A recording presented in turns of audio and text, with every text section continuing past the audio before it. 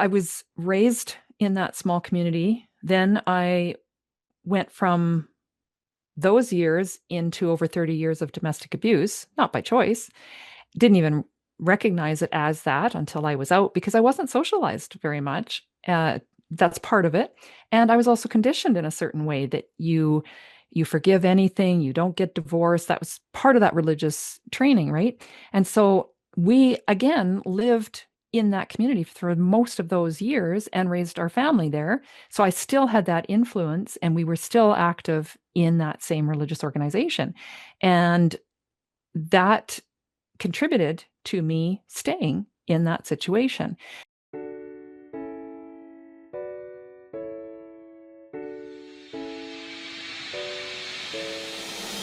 Welcome to Give a Heck. I am your host, Dwight Heck, and for much of my life, lived my life in quiet desperation, wondering how I was going to pay the bills, take vacations, save for retirement, and one day wondering if I would get off the hamster wheel of life and have purpose.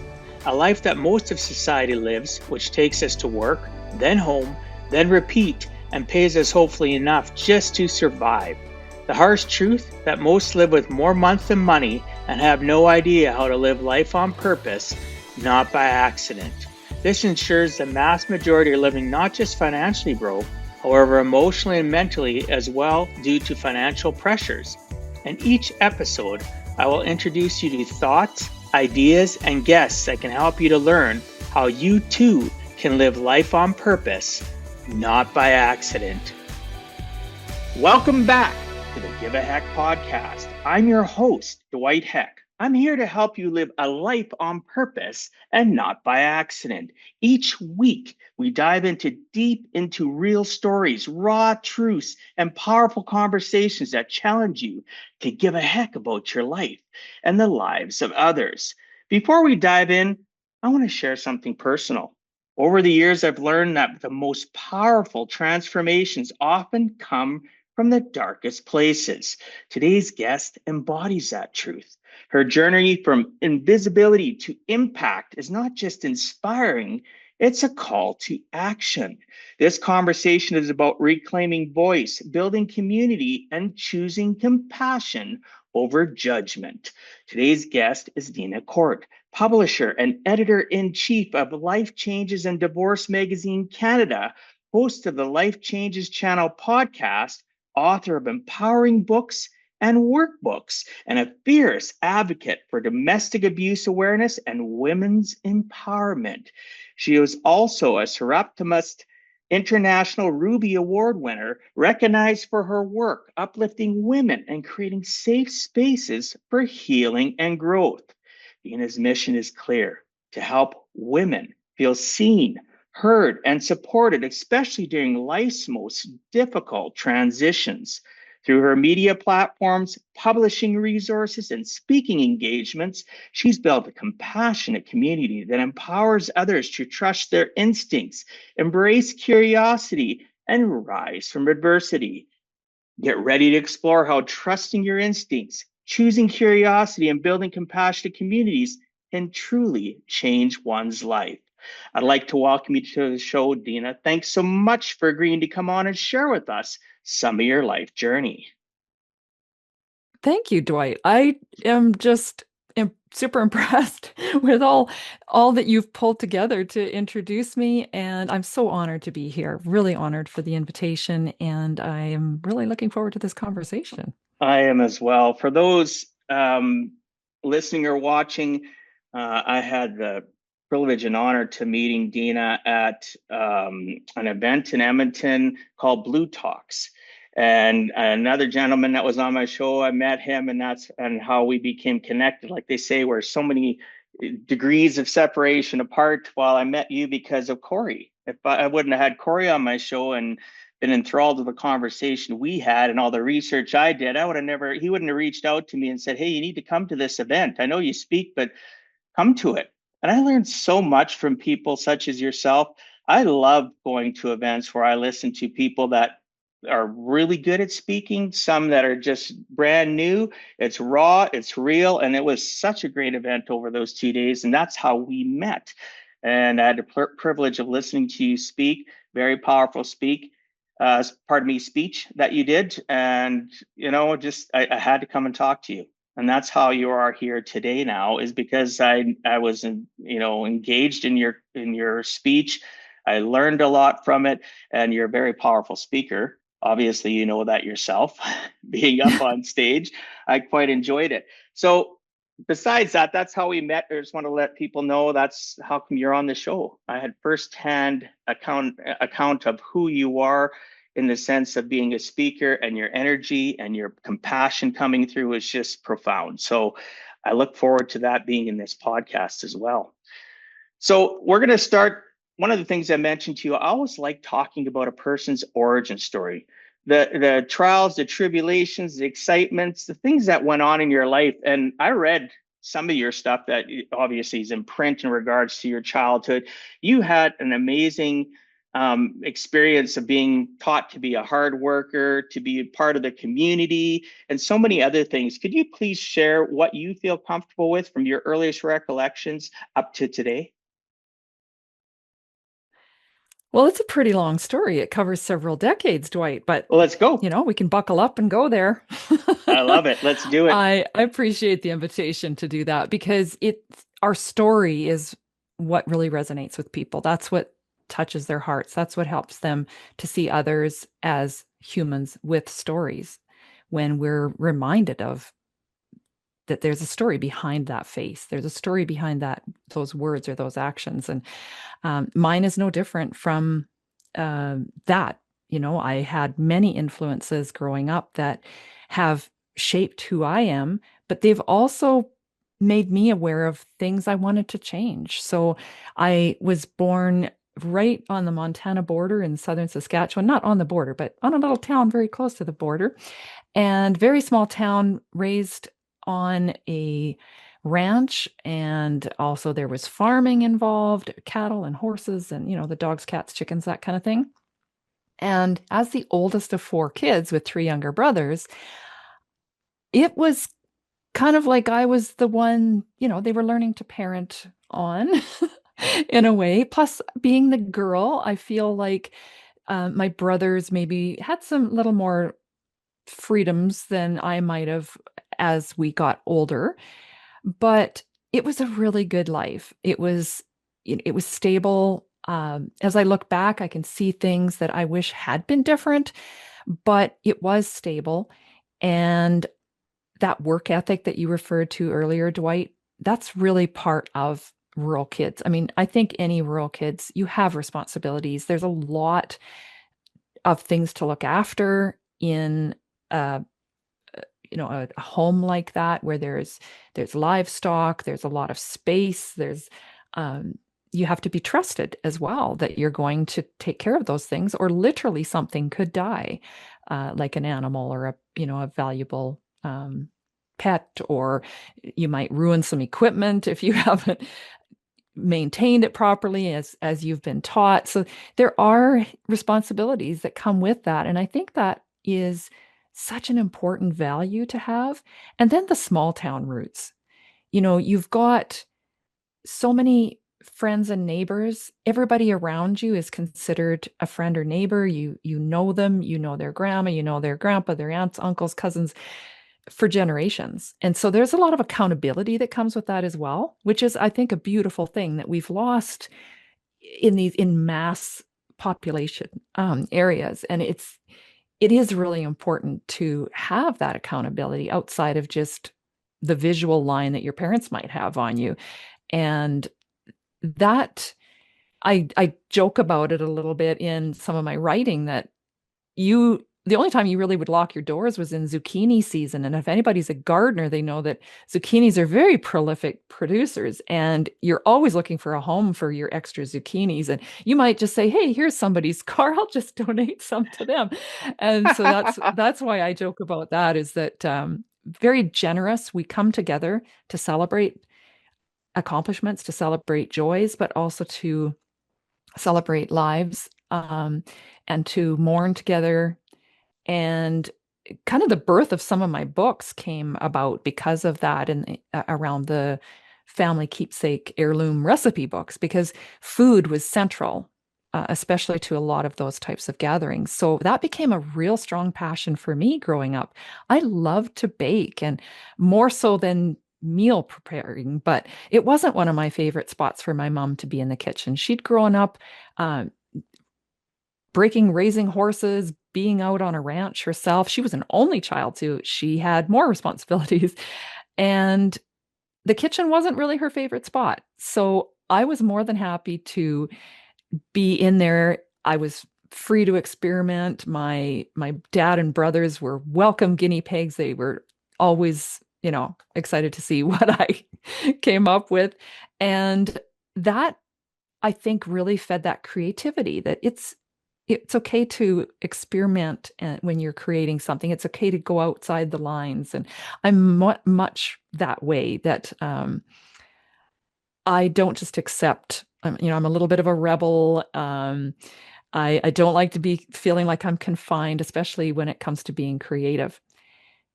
The trick around that word creative was triggering for me because in this environment that was full of a lot of positive um, influence was a very strict and religious and conservative upbringing. And part of that religion part is that it was considered blasphemous to call yourself a creator or that you created something. And I remember several times being reminded, kind of chastised actually, that God's the only one that can create. Because when you create, it's making something out of nothing. And I really struggled to own that title, but I've I've had to just let that go. That was programming and conditioning that I had. And so the other thing I am naturally, other than a creator, is a connector. And I know my mom mentioned to me, even when I was an adult, that that was something that was so natural for me. I was always drawn to those that were kind of on the outside, that were trying to blend into the wall and and feeling uncomfortable or feeling like they didn't belong. And I would be drawn to them. And that connection piece, in a way, because of the strict religious conservative environment, be quiet, play small. I remember cheering really loud at one of the little hometown hockey games that everybody along the boards is banging on the boards when the hometown team cheers or scores. We're all cheering. And I had, I kind of got scolded about that on the way home, about being too loud. And that message really reinforced that invisibility in me that carried me through. I'm still recovering. I call myself a recovering invisible woman. So to connect with people, you do need to step out of your comfort zone. You do need to go out and speak to people and move around and allow yourself to be seen. And so that connector piece has been a struggle to really lean into it, really see it as valuable and not as something that um, is inappropriate. Yeah, at the end of the day, I grew up in a small rural community. My father owned a farm equipment dealership. Most of his relatives were all farmers. My mom's side of the family too, because my dad was one of 18 kids. My mom was one of nine. So I have farmers everywhere that right. I grew up on a work ethic. You're not taking summer off. You're coming to the shop to work.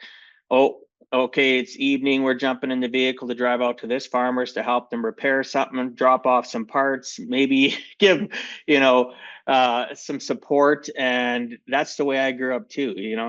I used to watch my dad. It was like if there was he wasn't a person to stand around. If he went somewhere and somebody was working on something, can I help? He'd go right. He would be standing back Yep. going, that's their problem. It would be like, Yep. I'm a community person, right? I seen that. I didn't hear it. I'm a community builder. I'm a person that's empathetic. I'm a person that gets things done. He taught me, when I look back, that he taught me one thing that most people don't take serious enough. My listeners are going to get tired of hearing this: tenacity, being tenacious, right? Getting things accomplished, getting things done. Like you talked about, being confined. You can't cheer at a hockey game. Can I talk about this? You're like they taught us our learned behavior. You're better to be seen, not heard. And all those learned things that made us invisible, like you're talking about. And I really appreciate you sharing that. For a side note, those wanting to know, Deena does have a cookbook. You can go order it. 150 some recipes. I checked it out online. Just so you know, that's a good side note. If you like food, go buy the book. I Right? appreciate the plug, Dwight. I actually started, and I'll just tell a bit of that Sure. history. Sure. During COVID, I've always wanted to write a book, but during COVID, I was really impressed to see the shortage of flour and baking supplies. The toilet paper made no sense to me, but the baking supplies, people were getting back into their kitchens through isolation or whatever reason, wanting to create comfort foods, and they've lost touch with that. They can't find the recipe, or they have a fond memory of it, or a visual or a taste memory, whatever that might be, and they would like to share that with their family. So I created a series of books that people can fill in to capture, special days, funny traditions, special traditions, or a table grace that they liked, or stories behind a recipe, whether they have the actual recipe or not. But here's a memory.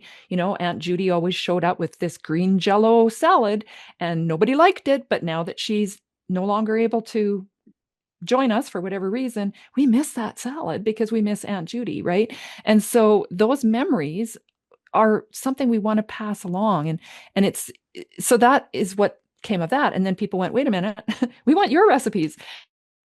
So that's why I published the one with my own family recipes, and I fill it with stories behind those recipes as well, and just give people a glimpse into my own family history. And the first person I gave it to was my daughter, because she's always Sweet. sending me texts, can you send me this recipe? Yeah, that's fantastic though. But from going to a religious upbringing where you felt, invisible, and in some ways we mentally get crushed, right? Our Yeah. our ideas, our ability to be creative is just absolutely squashed. So to be able to look at, or hear your story from then and see what you're doing now in your life is amazing, because it tells people, or it should be telling people, you can change. It doesn't matter what your upbringing was. I grew up in a very, seen, not heard kind of thing, where one parent would encourage me, the other person wouldn't. And you get mixed messages. You become an adult, and do they really want to hear me? Or are they just saying they're going to hear me? Um, you know, they look that way. Maybe I should just stand back and not talk. You know what I mean? It's hard to Yeah. be that I grew up, I don't know if it's because of the way I grew up that I'm an introvert. I am extroverted when I need to be, and then I Yes. go have a nap. I heard the term extroverted introvert one time, and I was like, yep, I relate to that, because But for the same reasons. I think we love to connect, but it's very exhausting, and we're very comfortable with our own company. oh, absolutely. It took me a few years though to get to a place where I was comfortable with my own company, because, or even to look at myself in the mirror, because so many people don't realize that societal judgments, or their judgments we got, or their learned lessons we got with their surroundings when we grew up, it affects wanting to look at yourself, your worth, your value. So I am really comfortable with myself. At one time, I thought I always had to be around people like everybody else. I got to have a big group of people, even though I disliked it, because this group of people, they take more energy, and you got even more energy vampires in your life. And right. So I got to a point as I've aged and matured and seasoned in my thought processes, that I literally like a small group of people. The five thing that you talk about, the five closest people, perfect, right? I have a few more than that, but I wanted about sincerity, honesty, connection. I want to have that fuzzy feeling when they leave or come, that I can't wait to feel that again when they're in my presence, right? So I coach a lot on that, on the principle of how you can make your life based on who you are. If you're an Yeah. introvert, you can make it so that you don't have to have all these people in. Well, I have to. It's required of me. No, what's required of you is to love yourself, to live the life and journey you want to, and those around you can fit into your world. You can fit into theirs, and you can have synergy. You don't have to be around people you don't like anymore. At one point in time in your life, you were forced to. Now you don't have to. Make that choice. One of right? my favorite books and authors, and she was a personal coach of mine for a while, is Carolyn Garnett McGraw, and she wrote a book, You Don't Owe Anyone, and she speaks to that. It's amazing. You don't owe anyone to be a certain way or to respond a certain. It's just it's a really powerful story and not a massive book. So I encourage anybody that's interested to pick one of those up, and you can get them on And Amazon. fantastic. Hopefully I'll remember to write it down. If you send me a note, I will put it in Okay. the show notes so that people Yeah. can actually, here's a recommendation from Deena. Yeah. So I like the fact though you talked about, and it's important we talk about this.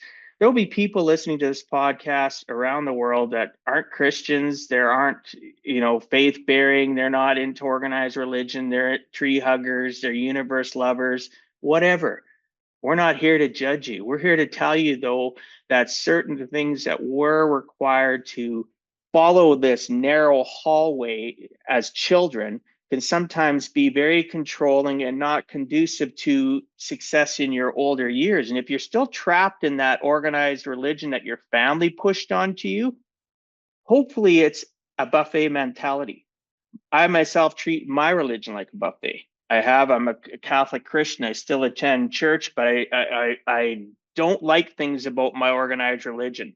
And those listening that disagree with me, that's fine, right? I'm like, we're all like a fingerprint. We're all different. I treat my religion like I don't like this. Okay, that's fine. You stay over there. I Yeah. like this. I do. I treat it Yeah. like a buffet. And even the people at church, I go there, I do volunteering work. I'm friends with deacons, the priests, different people in the church that come up to me. They're my tribe. The rest that don't like who I am, say la vie, bye bye.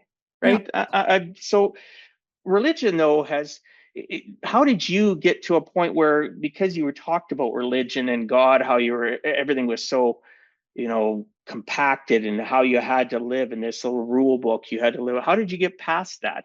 Are you still a follower of religion, or did it push you so far away that you're on your own path? Well, it's been a bit of a journey, Dwight. So I was raised in that small community. Then I went from those years into over 30 years of domestic abuse, not by choice. Didn't even recognize it as that until I was out because I wasn't socialized very much. That's part of it. And I was also conditioned in a certain way that you forgive anything, you don't get divorced. That was part of that religious training, right? And so we again lived in that community for most of those years and raised our family there. So I still had that influence and we were still active in that same religious organization. And that contributed to me staying in that situation. So that, as I finally got to the point where I was recognizing this isn't healthy, I do need to leave. And that came with some outside helps, mental health help. And I had finally sought because of a different situation. And we'll get into that. But Sure. I I started to realize I needed to get out. And then the universe aligned things. There was a shift in that power base, and I was able to get out. And we were very active at that time in a church family. I was even working in their office and part time, and really involved. And it wasn't in that same small community at that point, but we'd been there a couple of years and quite involved. And they just did nothing. Uh, nobody contacted me. We'd gone and spoken when I forgot to ask if we could swear on this, but when the poop hit the Yeah, go fan, ahead. You can. um, oh, good. Those are some of my favorite words. When the poop hit the fan, I finally had some interest from my partner or my husband at the time to get some help. And so we went to our pastor. So that was and they found out. We tried a little bit of counseling, and then I just pulled the plug.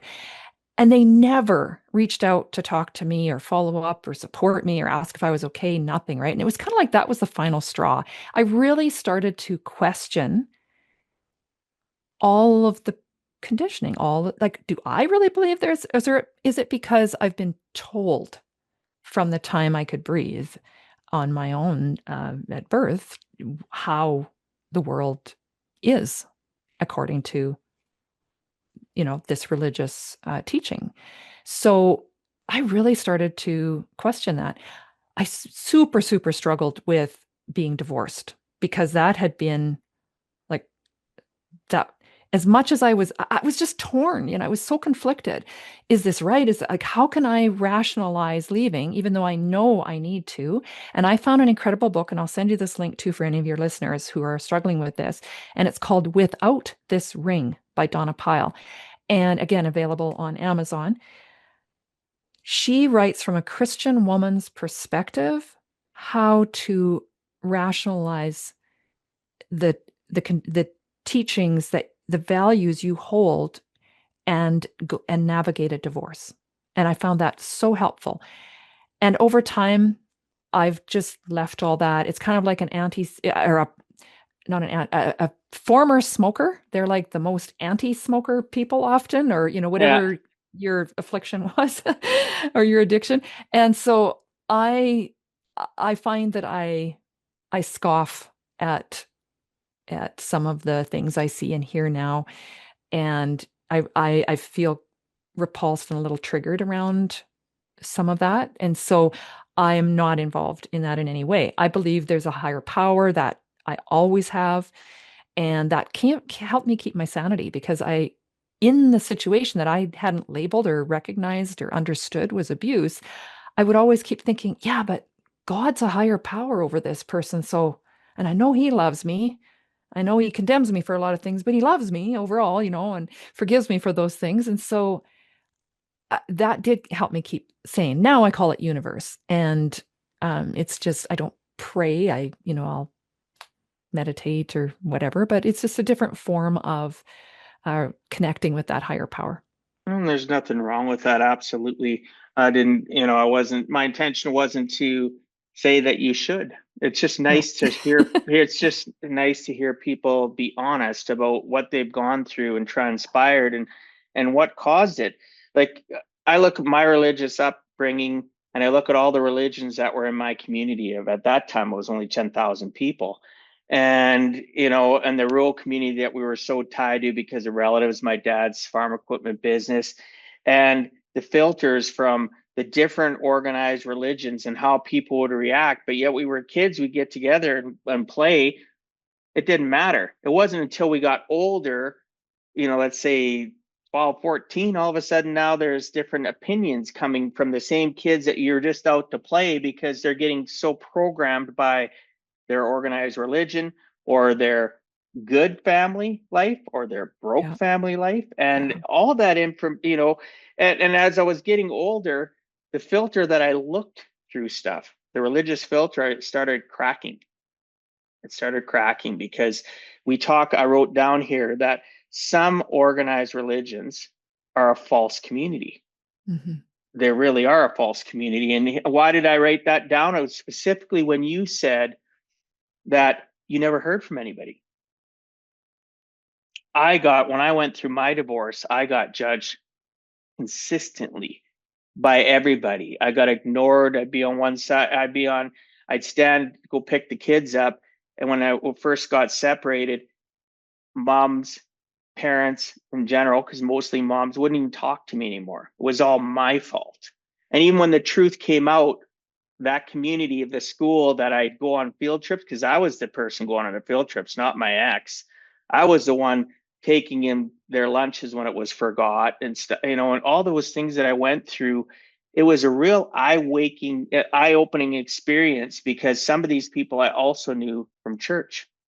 Right. They preached and talked that they were supportive, that there were people that were uplifting, but that wasn't the case when there were whispers across the street looking at me as I was waiting for kids, right? So the religious filter that we Oh, go yeah. through is horrible.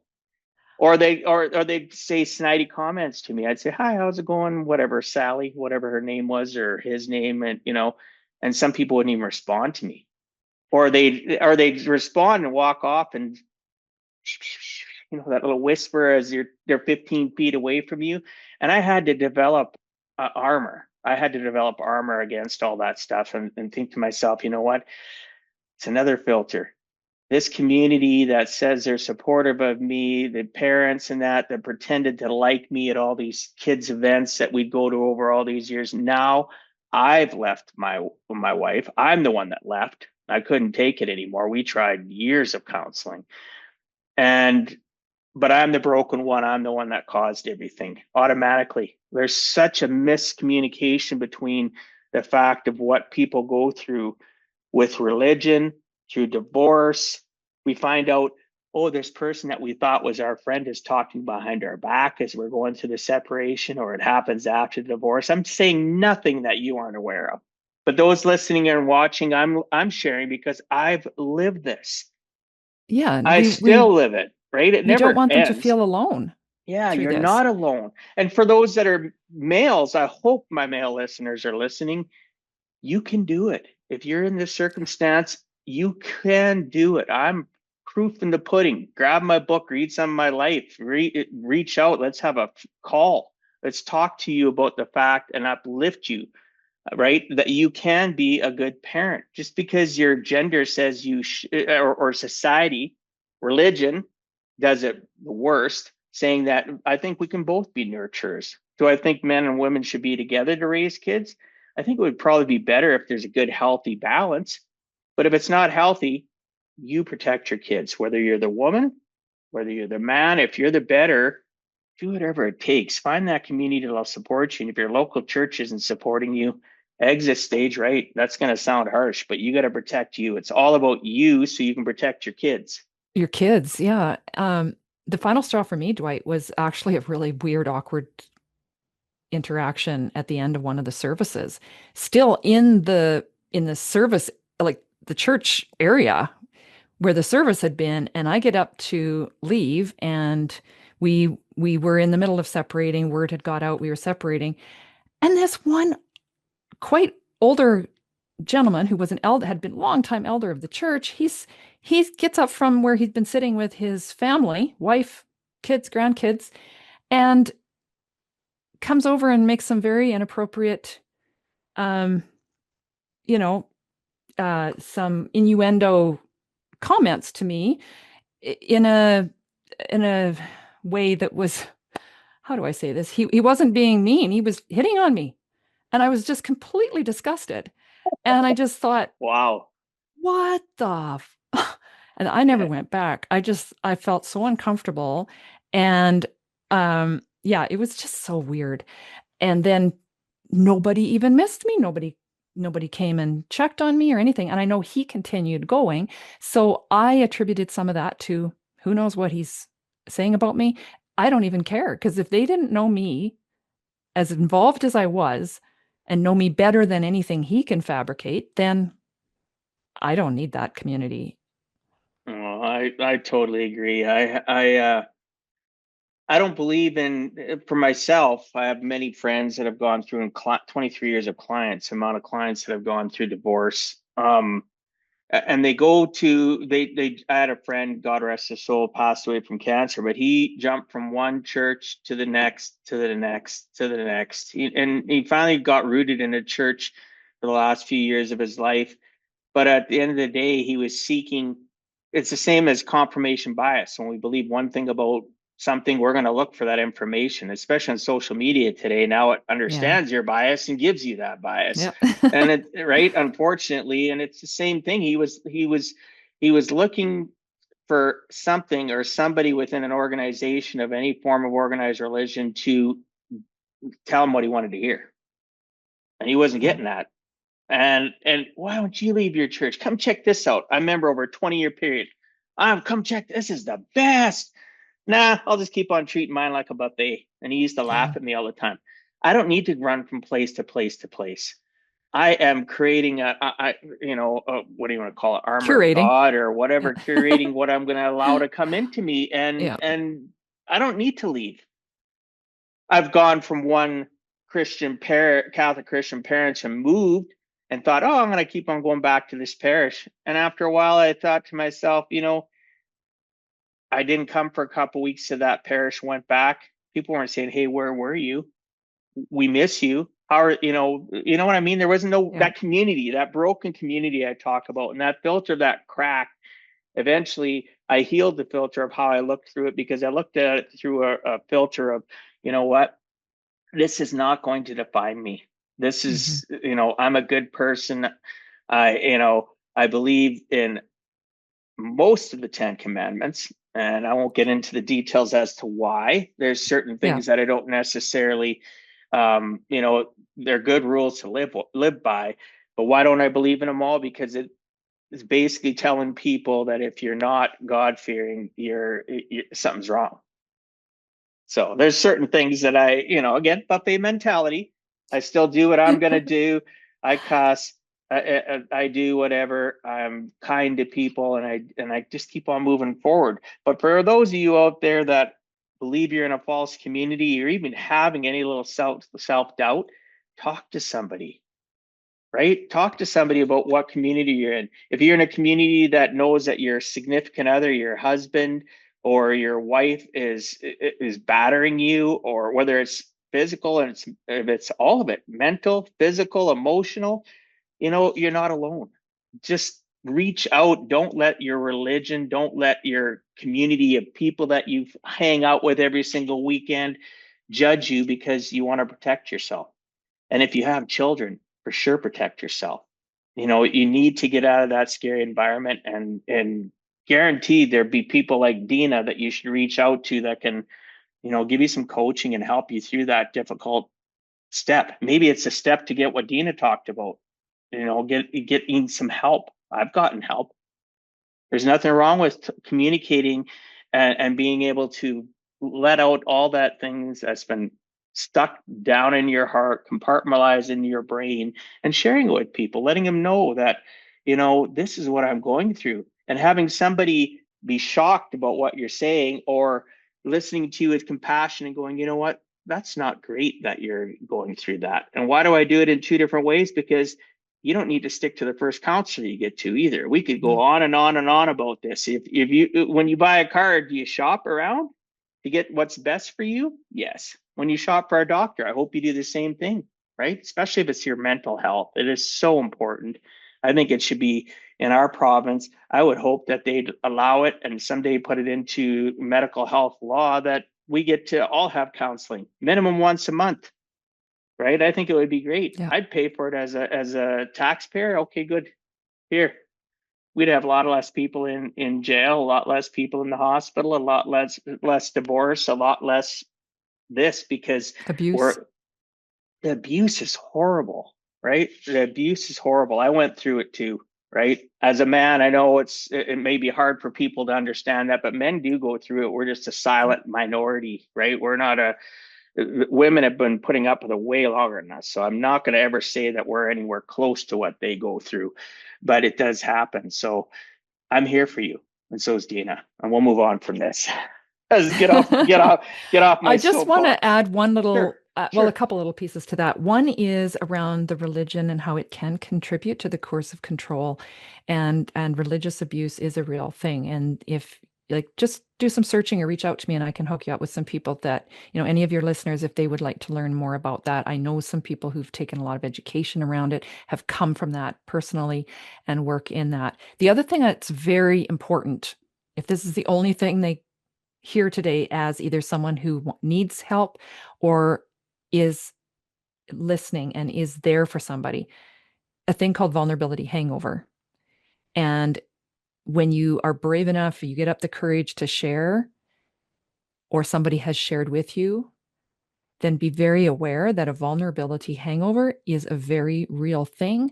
And it's that awkwardness, that sense of, oh no, what did I share? I feel totally vulnerable. Now it's out there. What are they going to think of me? Oh, I can. And then you avoid them. And then all of that for naught, because now you're cutting that tie because you feel so vulnerable. And it is very important to be aware that you may experience that if you're the one who shares. But if you're on the receiving end, how you can deal with that, the way that I suggest people deal with that, is to say, hey, I really appreciate what you shared with me. Thank you for trusting me. I believe you.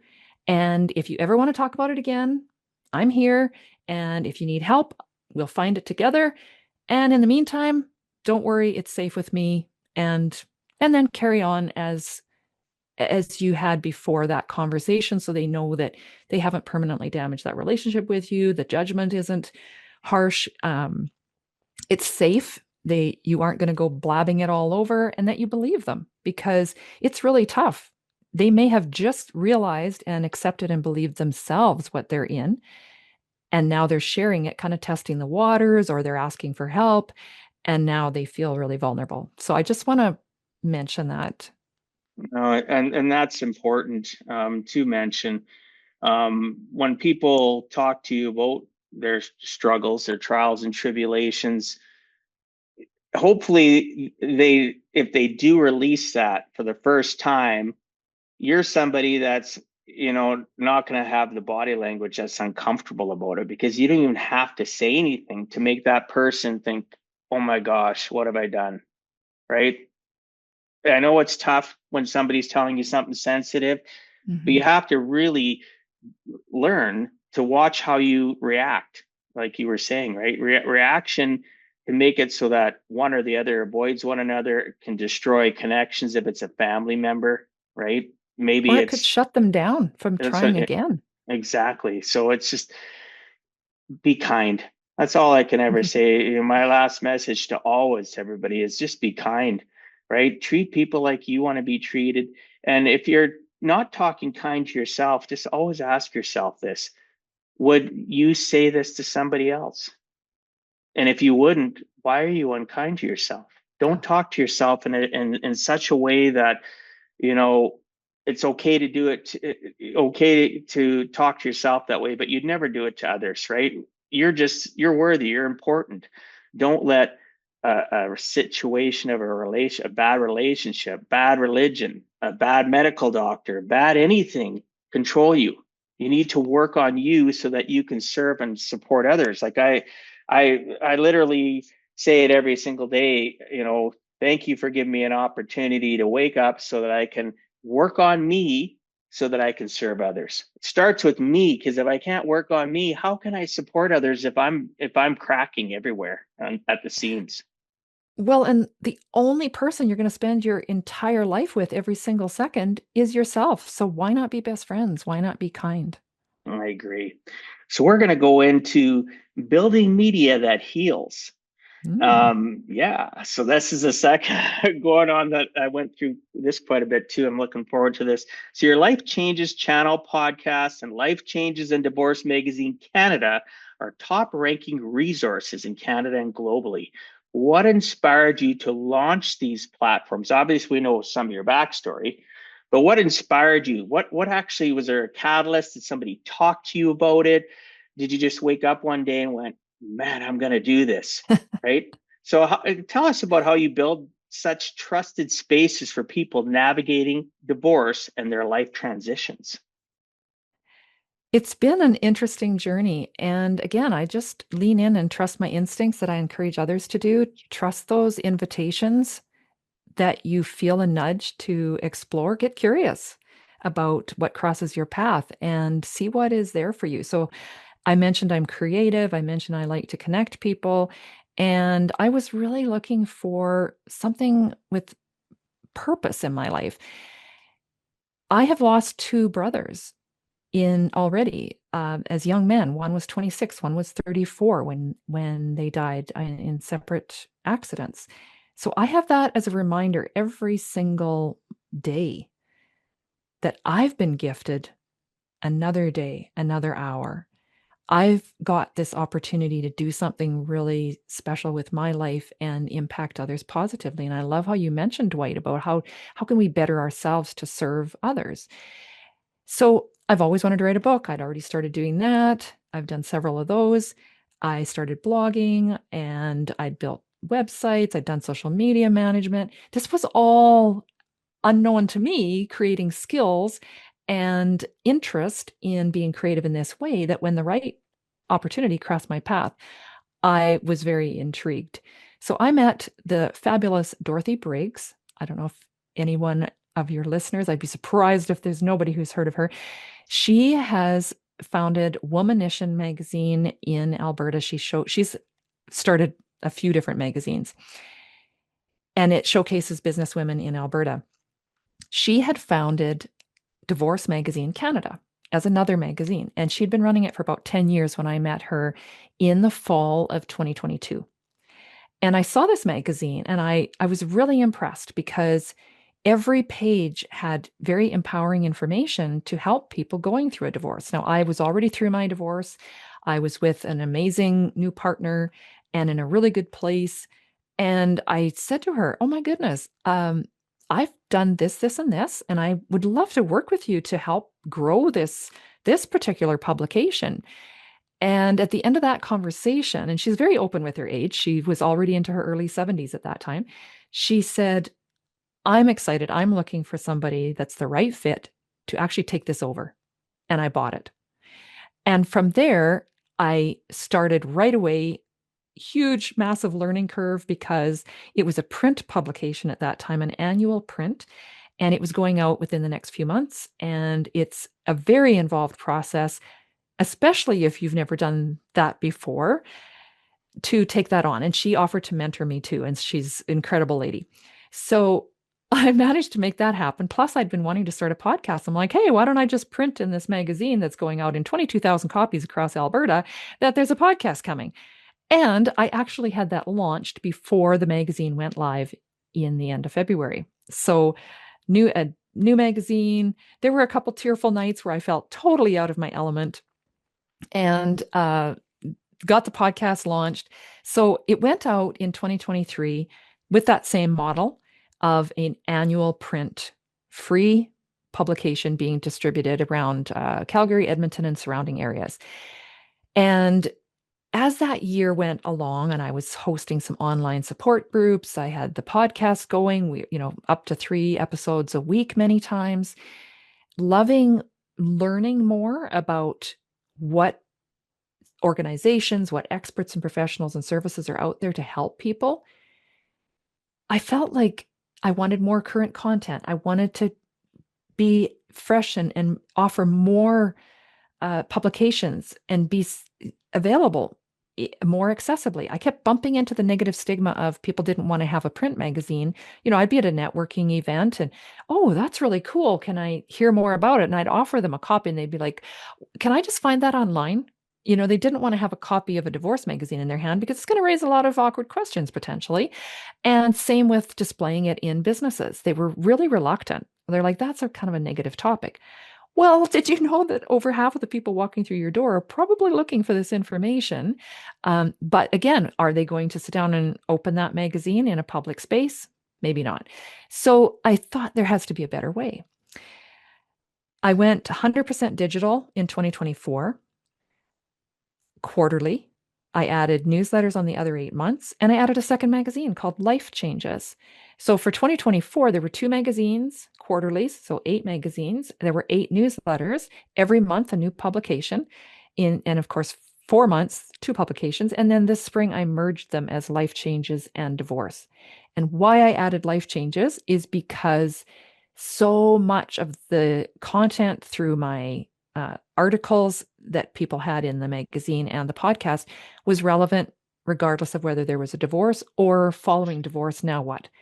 And I have I social media. I expanded the website. I have a YouTube channel, a blog. I've now, since a year into co-hosting the Shift Happens show, which is a talk show with my friend Carrie Hansen.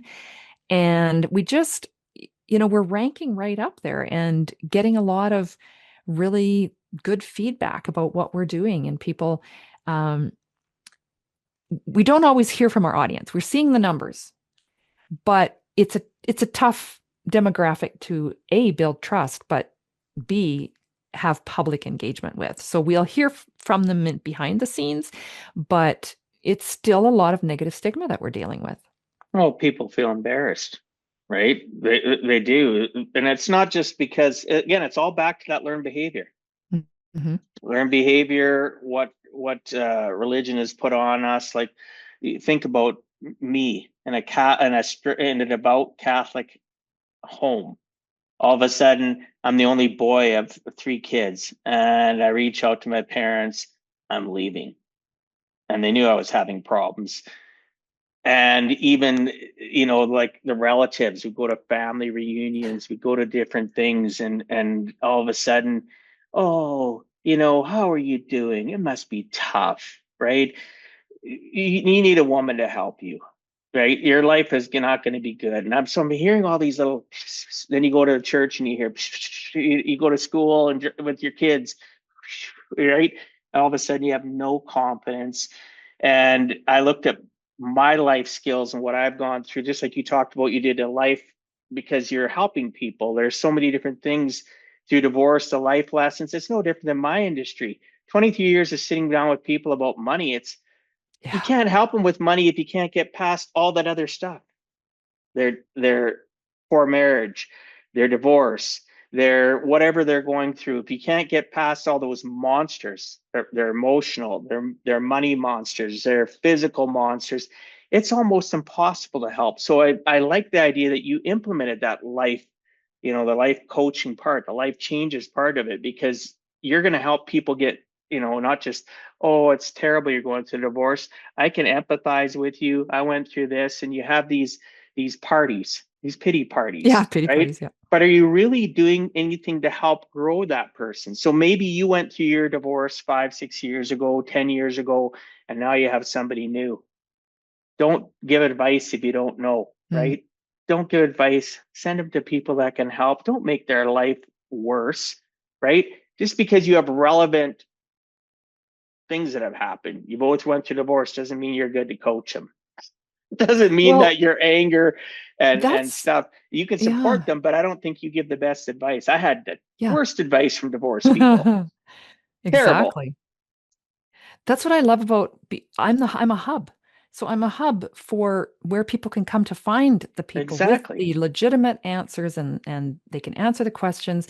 And with that information, you're empowered to make a decision, because I'm not here to promote divorce. I'm here to help you make an informed decision about Yes. whether you're ready, or if you're in the middle of it, is there a better way for a better outcome? Because it's not going to last. You're not going to be stuck in the process. It can take years, but there is going to be an afterlife, and the way you deal with the mess is going to set you up for a different type of outcome.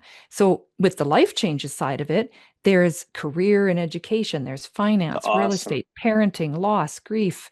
There's so much else that can also be impacted with a divorce, but also without, and if they can find that information.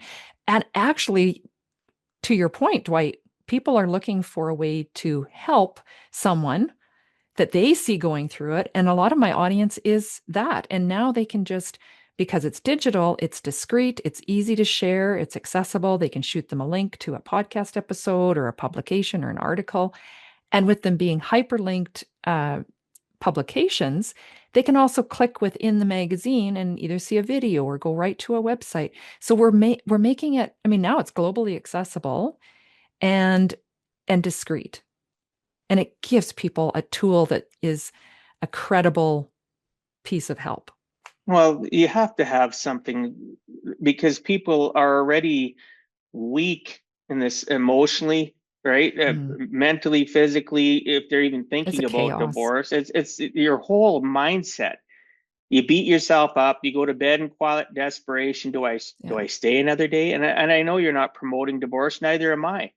Yeah. But there's so many people that is your salvation, and it's going to take time for you to realize that, to find somebody to coach you through it, like Deena, or to maybe that divorce isn't the answer. Maybe the answer is you need some counseling because you went through some stuff in your own childhood, and you're causing the problem, and it's not the other person. It's tough It when you is tough. have to own your own shit, Well, and right? it's a disclaimer too. I'm not a coach, just a hub. I help connect people with actual coaches and and many other people. But what was interesting to me, Dwight, is that organically the conversations, because people were talking about divorce, they would organically bring up about abuse.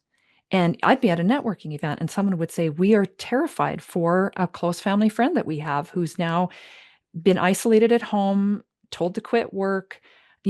How can we help her? And things like that. And so I then became more aware of the help and the organizations out there that can support people. And so I really encourage people to get to know what's out there so that you can offer that. And then instead of avoiding conversations when you're concerned about someone, you can point them towards an expert that can help them. Well, and I appreciate you ensuring that people know you're a hub. It's just like myself. I sit down and I'm a hub to help people, you know, go deal with this, go deal with Yeah. that, right? And I'll ask them questions and stuff. Well, we're here about money. No, that's secondary, maybe eighth in the list of what I'm just realizing from our conversation that we need to deal with, that we need, how about some of this? Have you ever thought of doing this? Because just basically having conversation like we are to find out and build that connection to them so that I can say or be honest. If you don't know shit, don't say shit. Just say, you Yeah. know what, people, I really feel for you, Bob, Sally, John, Sarah. But at the end of the day, I really don't have the answer for you. I can hear you. So sometimes you need to be that person just to listen, arm on the shoulder, empathize, let them cry and shut up. Don't Well, always or think you have say, to be the person that knows everything because your buddy or yeah, your girlfriend's saying, this person's terrible. I want to leave him, right? I want to, because you don't even have to be married to yeah, go through the divorce process. yeah. It's a piece of paper, right? You can be significant common laws for 20 years. I've seen it at Yeah. clients. That's a divorce. It's just a word. It means Well, even if you you're say, decoupling. You're yeah, decoupling.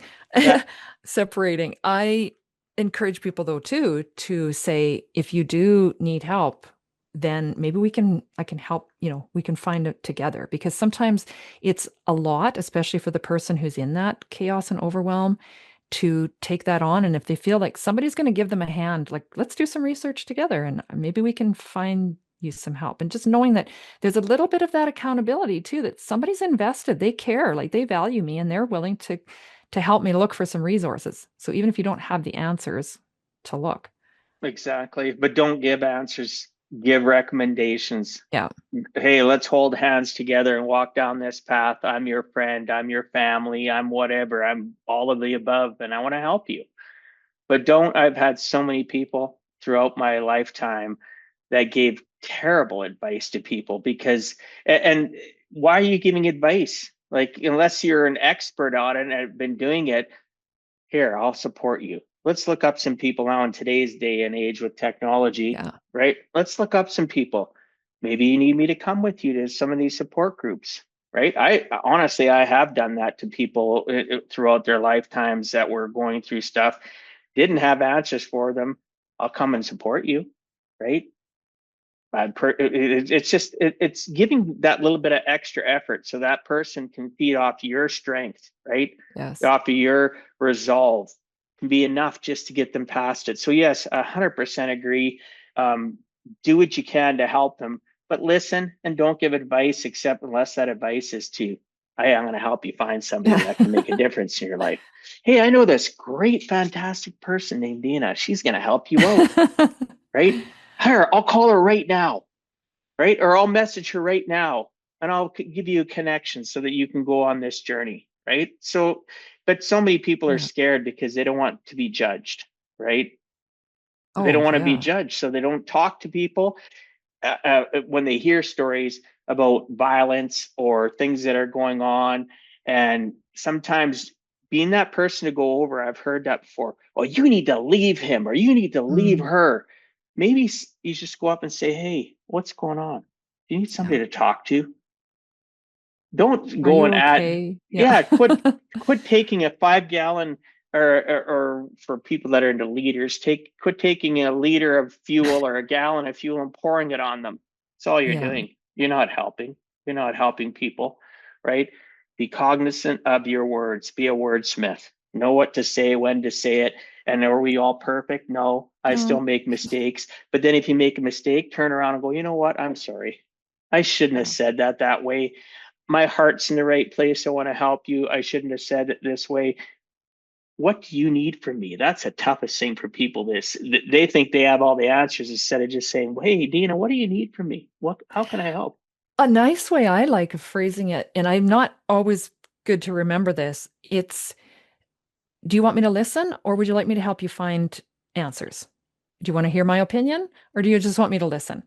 And give people that that opportunity to say, no, I just need to dump this right now. And I think I'll figure it out if I can talk it out loud with you. Or they'll be like, I would really love to hear your opinion on this. Or can you help me find some answers?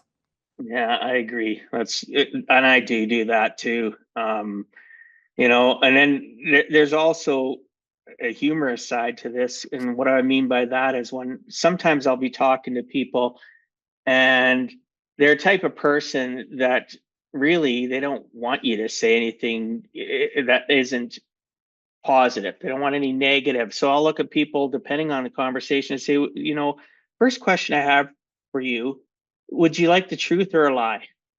Would you like it dressed up where you can tolerate it, or do you want to just Yep. hard hitting, right? And I'm not saying I use that to everybody, but I have. And people will sometimes people will laugh and it'll just be a retention reducer because I'll have a smirk on my face or a Mhm. smile. I'm not saying it so serious to make, because it all depends. I'm trying to break the ice, I guess, right? Do you Yeah. really want me to tell you how I feel about what you just said? You've given me permission, but are you strong enough? I'm not sure. I'm going to ask you, are you strong enough to hear the truth? Or would you rather me lie to you about it, right? And everybody's got to do something different. That's my personality. I like trying to reduce the tension because as an introvert and an empath, I pick up on that stuff big Yeah. time, right? Being an empath, being Mhm. doing what we do and we deal with people, it can be a blessing and a curse, right? So I wanted to ask you, you're not, as publisher and editor in chief, you're curating, pardon me, the voices of others. Do you have a team of people? How do you choose the stories, the contributors, pardon me, and the themes that appear in your magazine? Like, do you have a process that you go through or people that you rely on to give you ideas? So far, I haven't run out of any of my own ideas, but the content is coming from contributors. So I have people who do pay for space in the magazine, and that's to continue with the same vibe that Dorothy created was informed. So it's advertorial. It's very much needs to be empowering information, whether they reach out and contact that provider or not. They can see it's credible. It's coming from this person and they're talking around their expertise and their area of strength, right? They are an expert. So there's that content. Then there's also the content that I have from people who've been on my podcast or who have contributed blog articles that like guest blog articles. And that content is very powerful, especially the Hope in Hell. So I have a Hope in Hell series related to abuse and I call them victors over violence and helping them give voice to their truth and their stories because others can hear my story. That's one type of experience, but there's many different other stories that they might find relatable that will help them understand what they're in or what somebody they care about is in. So that's a series I have on the podcast, as well as I'm collecting stories to publish a compilation of those pieces so that we'll then turn all those proceeds over to organizations that support families in this way. But that is where some of the stories come from. And then we share this out in the different publications on the multimedia platforms, whether it's the podcast or whatever. And we try and have a really good balance. And I know in my introduction, you mentioned how I'm very much focused on empowering women. And I am because that's the journey I've been on. But I've been, you know, kind of directed more than once by mentors to niche out men, not by Dorothy, but by some other business experts. And they said you really need to niche down and women are 60%, 60 to 65% of your audience. That's your focus. But I really struggle with that and I reject doing that because where's the communities for men? Men are struggling. there's 1 in 3 women, 1 in 4 men are abused, for instance. Men are struggling with their mental health. Men are also part of this, most of the times, part of that equation of a when there's been a divorce or separation, that, who's there? They're co-parenting, who's there supporting them and offering them community. So I try and make sure that we have content as well that can speak to the men in our audience and help and support them as well. Oh, that's great to hear. I know you had mentioned that when we first met about being on your show, whether or not I was willing to share my journey. Absolutely. Does it hurt to talk about it? Has it hurt to write about it, pardon me, or be on shows and talk about it? Absolutely. But at the end of the day, if I can help one man not feel like they're not worthy, I've done what I needed to do. One person, and women or men, nobody should feel unworthy. And it comes to a point that when I needed support, I tough it up. I got the same attitude as I got when I was little. Boys don't cry, right? Tough Yeah. it up. Oh, that didn't hurt. Don't be a wussy. Don't be this. All the different little terms we heard growing up in Canada, maybe in North America, it's all the same. But yeah, if we can make a difference for the men. People don't realize, look at the laws of what happened back in the 50s. Who got men? Or pardon me, who got children when they got divorced? They're Always the normally, mom.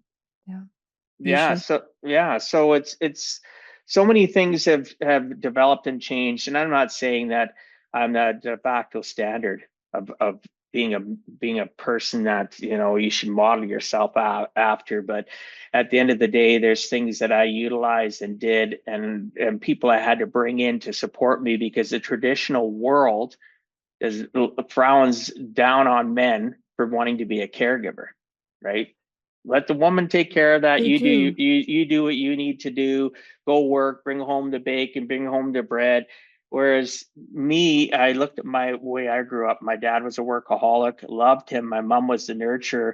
I wanted to be that guy that was around for my kids in the summer. My dad was a workaholic with a farm equipment business. He's working in the summer, right? So I Mhm. literally was raised a certain way, and I thought to myself, when I get older, I'm going to figure out what I can do to take every single summer off with my kids, especially when I got full custody, went from joint to full custody and having them, because life's one shot. This journey is not finite. Or pardon me, it's finite. It's not infinite. And Yeah. I wanted to enjoy my kids.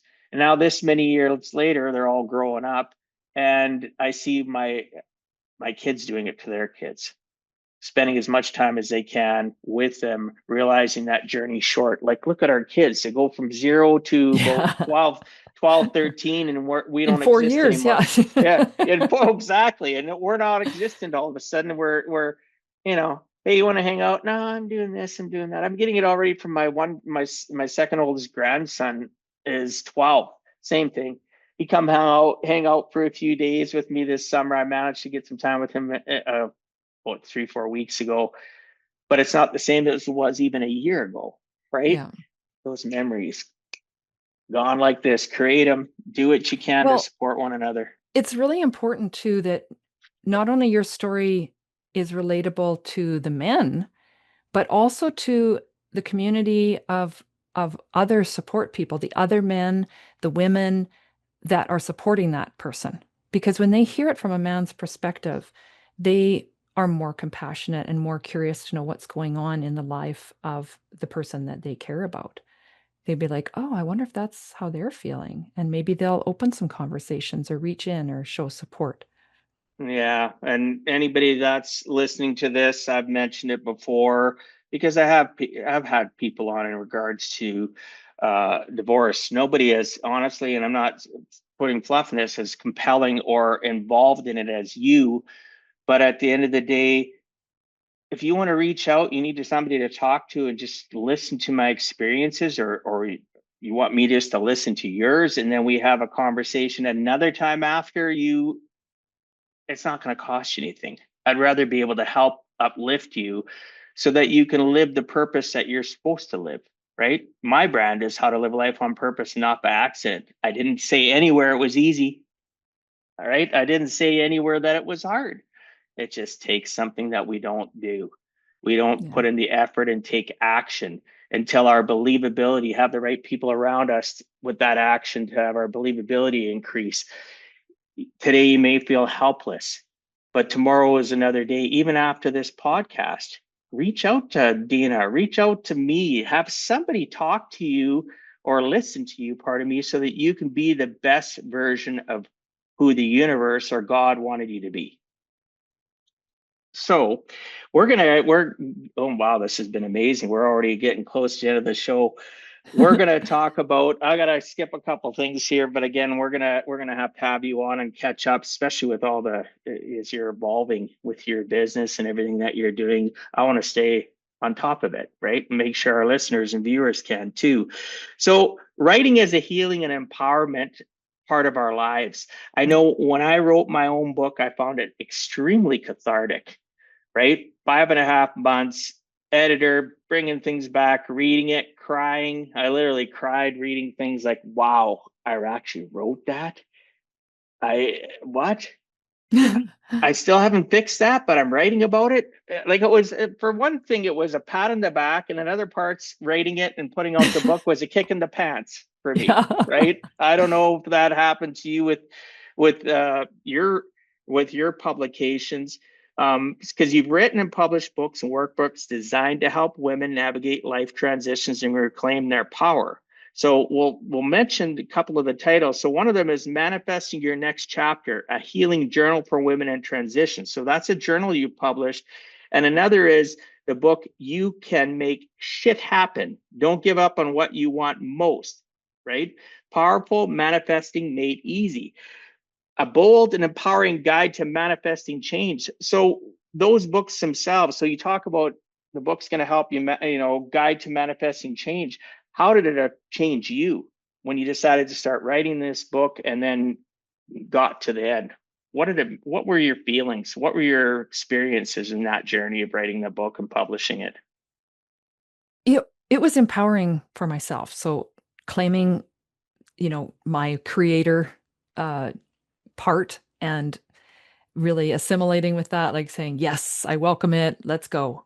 And over time, my blog evolved. I shared things that I found thought provoking, I hoped, and things I was going through. And I pulled those together and supplemented that as well and built out those manifestation books and like the guidebook and journal. And just wanting others to do this with intention, because what we don't always understand is we are manifesting all the time. We just haven't really channeled or done it with intention. And when we understand the power in that and how simple it can be, then we realize, hey, it's possible. I don't have to give up on things that I want to do or things I want in my life or the healing or safety, whatever it might be. And so when we can go and actually explore and dig back, dust some of that off and say, what's there that I've just ignored and put on the back burner, especially as women, I think, and nurturers. So you can relate to this too, as being a primary, like you're the full custody of your children at some point as well. You put them first. It's always take care of them first. And we just think there's never going to be time for those dreams that we had or those desires, or when that invitation comes, we get excited and then we talk ourselves out of it. And so that's what these books are mainly about, is just kind of workbooks as well for people to some prompts, get them thinking about different things that is are buried and that they've maybe given up on or Well, it opens up our thought processes. It makes Mhm. us think differently than we've been stuck in. Most people don't want to give credit to the fact that our brain is a giant computer. It doesn't know the difference between a truth and a lie. Yeah. Society programs it, those around us program it. And sometimes that book is the best programming. People say, well, where do I find this info on this and this and that? And I'll say, well, sometimes the best place to do it is it's called cracking open a book. And wow, there's information inside that can elevate and change your life. Maybe don't binge watch Netflix this weekend. Maybe you pick up a big book. And I'm not Yeah. again a good book. Maybe I'm not against you watching Netflix. I like doing it. I sometimes binge watch series too. It's just, where are you at in your life? If you're feeling helpless and you're on that hamster wheel and you're going to work, go home, get paid, and you're going through the same trials and tribulations at home, you got all these pressures, you got to do something, right? Take that baby step. Let's help you move forward. Grab this book from Deena, right? You Honestly, know, grab, Dwight, listen to her podcast, get the magazine. I wish I would have had these resources when I went through divorce, right? Separation, divorce 20 oh, some I years hear ago. that. Oh, I hear that all the My time, people gosh. saying that. And you know, a friend of mine lent a copy of the Make Shit You Can Make Shit Happen book to a guy friend of hers who was curious about it, and she goes, well, have a look. And he was going through some shit in his life at that time, and he told her, oh, I can't wait every night I get home to work through some more of that. And he said, I know it's written for women, but he really got something out of it too, which surprised me. I shouldn't surprise me, but it that a guy would stick with it and that he did see some things that could help him as well. So that was really kind of encouraging for me that it there's that potential too. That's empowering. I love hearing that. Um, at the end of the day, we as a society, men and women, we have to continue to strive to have equality. And until such time that we understand that we both have our yin and yang and emotional health, emotional instabilities, we have things that don't align, obviously, we don't. But when it comes to feeling helpless, feeling alone, feeling judged, both sexes feel it. We just Yeah. feel it a different way. So it's refreshing to hear that somebody would read that book and got something out of it, which doesn't surprise me at all, right? Just We're replace humans. word, yeah, Yeah. replace words. We just want to be acknowledged, loved. We want to love ourselves. We want to love on others, and we don't want society to constantly judge us based on their lens, right? Yeah. And it's gotten terrible to a point where, again, I have my own lens and I judge. I try not to judge people. Part of me, I try to put them through my filter and then think to myself, oh my gosh, what are they going through? Yeah. What is their walk, their journey been like since they woke up today? Why does this person that I know always say they have a bad day? Why do they? I know they did something great earlier on the day, but when I ask them later on, something happened. I've had a lousy day. Why are we defined it as a society by old rules or old, adages or old restrictions, right? At the end of the day, you don't have to have a bad day. Change your mindset. I had a bad character building moment. How can I Yeah. get past this, right? Who can I invite into my world? When I Yes. go to bed at night, am I saying to myself, "Oh, great way to set yourself up when you go to bed. I had a lousy day. I'm going to bed." Hmm. What? Right? Anyway, I digress. I have a question though about writing. So for someone who has been silenced or feels invisible, because we've talked about this prior, how can journaling or storytelling help them to begin to reclaim their voice? That is powerful. It's also a very intimidating, but it's very liberating. And if you can start with journaling, it feels safer. And if you are in a place where you don't feel safe, you feel vulnerable having it on paper in ink, you can do notes in your phone. You can do voice memo in your phone, something like that. You can even password protect them so that you feel entirely safe when you first start. And then gradually start sharing that. And I really encourage people to explore setting up a website. Super easy. It's actually very cheap. Set up a website. Don't publish it yet. Don't make it public. And start a little blog. Put it on there and just go, you'll open your computer. You can go to this page and you can see your writing. And you know it's sitting there online. You just have to hit the public button anytime you feel like it, if you want to do that. Or self-publish. It can be tiny little book and self-publish some of your work. And you don't know who's out there waiting to hear that story. So a very wise person told me that we are actually obligated to share what we've learned and the journey we've been on, because we may feel like we know nothing, we have no value to offer, but we're a step ahead of somebody in our journey, in our learning, in our healing. And what we can share can totally lift or encourage somebody. You may never know, but they'll be like, oh, wow, her too. Oh, she feels that, or she's been there. Or I relate. And it's, there's some obligation to share that value. We're here on the earth to be a community and support each other, walk each other down this path. And you've referred to that in so many different ways today, Dwight. Like, this is important. It's important life work. And you will start to value yourself too. And you will start to recognize things that you could celebrate about yourself, accomplishments. Here's even an exercise. I was blown away when I did this. Sit down with a pen and paper and write down everything that you have learned or accomplished in even the last week, month, year. I did it I think I did over a time period of a year or something. And the more I did, then I'd be out on a walk or something and go, oh, I got to add that to my list when I get home. Just any little thing, anything. And you start to see, holy crap, have I ever accomplished? I've learned so much. I've accomplished things. I've actually done more than I've given myself credit for. And as you celebrate that, you can change that mindset of, oh, I had an awful day, my life sucks, FML, you'll hear like whatever it is.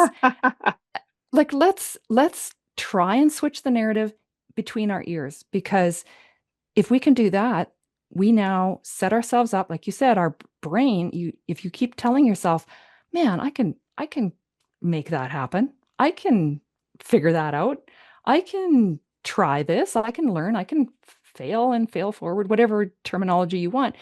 Your brain's going to go, hell yeah, and let's figure out how to align things to make that happen. So that's the power, I think, of writing. There's so many ways to do it without um, if you're really feeling vulnerable, do it in ways like that. And in one of my blog articles, or it's in my book too, is an exercise a psychologist told me when I first sought mental health was adjectives. So I felt very dissociated, very detached. I didn't know if I was who I was at that point because I'd been in abuse for over 30 years and just thinking like, I don't even know who I am and how am I going to figure this out? So she gave me an exercise. Ask a friend, ask a family member, and ask a colleague, and then do it yourself as well. So those 4 people.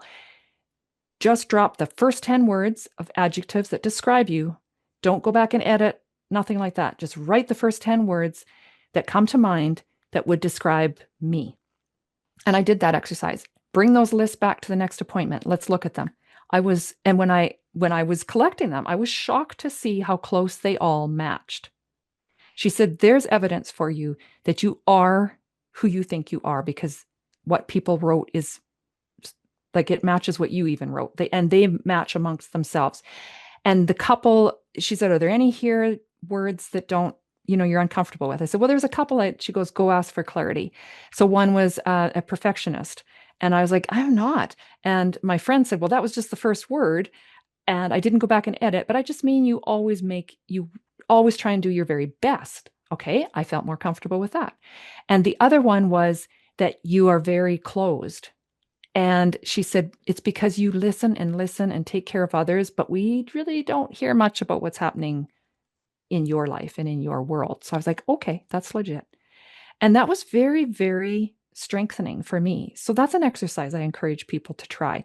If you're feeling like, I don't know who I am or how I'm seen by others or what they value in me, you change it up however you want. And I was tempted to edit my own list, but I followed the rules and I didn't.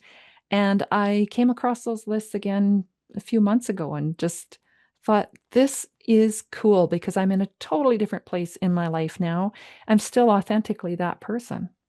That's awesome. I love you sharing that. That's amazing. Yeah, the words that people label us with and the meanings behind them, again, it's back to being a wordsmith or our interpretation of what that word means. So I like that idea that you go back and you ask somebody, what did you mean by this? Right? I think Yeah. that's fantastic. We're running out of time. I got two whole sections I wanted to go through. We're gonna have you back on. We'll discuss that out. We'll discuss that outside of the show and get you booked in a short fashion here. So, last question, Deena, if you had to give our listeners one piece of encouragement, something from your own life proving it's always worth giving a heck and never giving up, what would that be? Ooh. Well, most people, you're enough, you matter, that type of thing. I encourage people to be curious instead of judgmental and start with yourself. Wow, that's impactful. I love that. That's definitely a static post you should put up. I like that. That's perfect. I'm serious. I like that. I like impactful short things that make me go, I stopped breathing for a second. I like that. Thank you, So, Dwight. no problem. Any last final comments before I wrap up the show? Everyone has a story, and everybody has something that you could learn about them. So get curious and ask them. Oh, wow. Thank you so much. So, my final message before we close, remember your instincts are valid. Your story is powerful. Your healing is possible. Whether you whisper your truth or shout it from the rooftops, give a heck. Give it fiercely. Compassion builds bridges, and your courage lights the way.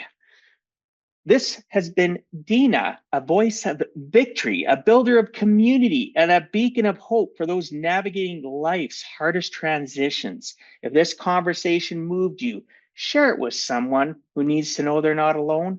Their past does not define them, their courage does. If this episode resonated with you in any way, shape, or form, please share it with those you love. It lets the algorithms know that this topic, this person, this podcast matters, and it'll distribute it to more people. So please do me a favor as well. If you could, like the show, subscribe on YouTube, leave a comment. Any review is muchly appreciated. And I look forward to talking to you and interviewing somebody fantastic for the next episode of Give a Heck. And remember, until the next time, it's never too late to give a heck.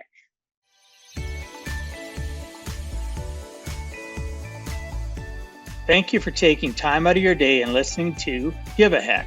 If you find value, I'd appreciate you sharing with your friends and family so they too can learn how to live life on purpose, not by accident.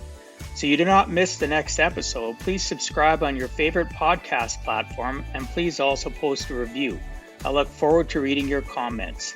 This has been Dwight Heck. If you want to check out other podcast episodes or today's show notes, please check out my website, giveaheck.com.